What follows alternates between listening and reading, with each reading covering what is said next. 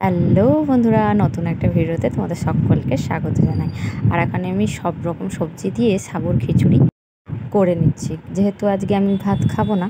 আর রান্নার মেয়েটাও রান্না করে দিয়ে চলে গেল। দেখাচ্ছি তোমাদের কি কি রান্না হয়েছে। আমার জন্য একটু পনির পকোড়া করে নেবো, আর মনার জন্য একটা ডিম করে দেবো, আর বাকি পনিরটা বিকালবেলায় তরকারি করে নেবো। আর এদিকে রান্নার মেয়েটা তরকারি করে গেছে, ভেন্ডি আলুর তরকারি, অরড় ডাল, আর ছাঁচি কুমড়ো আর পোস্ত।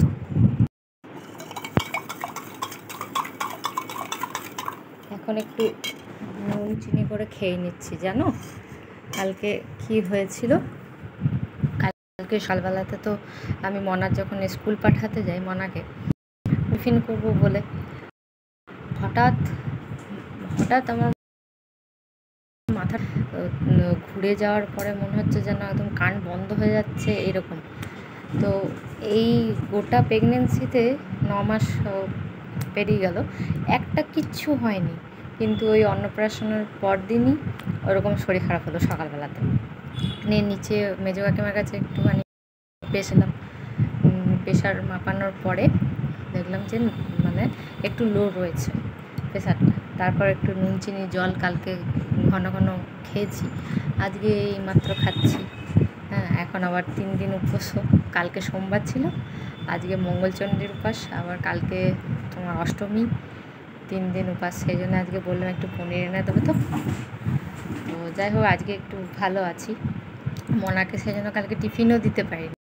কালকে মিষ্টি দিয়ে দিয়েছিলাম, আর কেক আর বিস্কুট কিনে দিয়ে দেবে, সেই জন্য ওর বাবা ওকে কেক বিস্কুট কিনে দিয়েছিল। আর এখন একটু দোকানের কয়েকটা জিনিস লিখে নিচ্ছি। তো ওর আনতে দিয়েছিলাম গতকালই, কিন্তু আজকে ওর বাবা বললো এই তো সবজি এলো, পনির এলো, আবার দোকানের জিনিসগুলো পরে দিয়ে পাঠাবো। আর সত্যিই তাই, আমরা তো অর্ডার করে দিই, আর সংসারে একটা জিনিস লাগে না বলো, কত জিনিস লাগে না। আজকে আবার সবজি আনিয়েছি, এখন আবার এগুলো তখন পরেই আনবে। ওদের যে কত কষ্ট হয় রোজগার করতে জানি। আমি বললাম ঠিক আছে, পরেই আনবে তাহলে।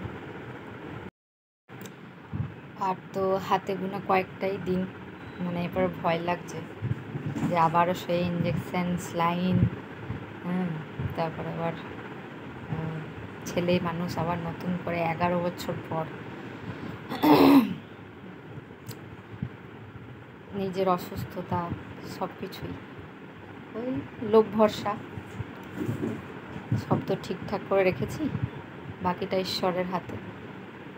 ঈশ্বরকে ভরসা করি। আমি আশা করছি টুকটুক করে ঠিক পেরিয়ে যাব।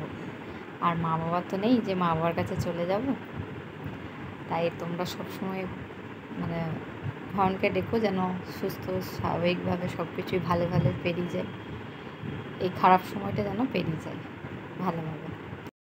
মনে সেটাই আমি ঠাকুরকে বলছি যে মনে জোর দিও, আমার তো কেউ নেই, তুমি পাশে থেকো।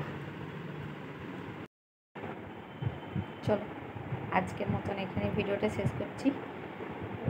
নতুন ভিডিও নিয়ে আবার আসবো, অনেক বড় ভিডিও নিয়ে।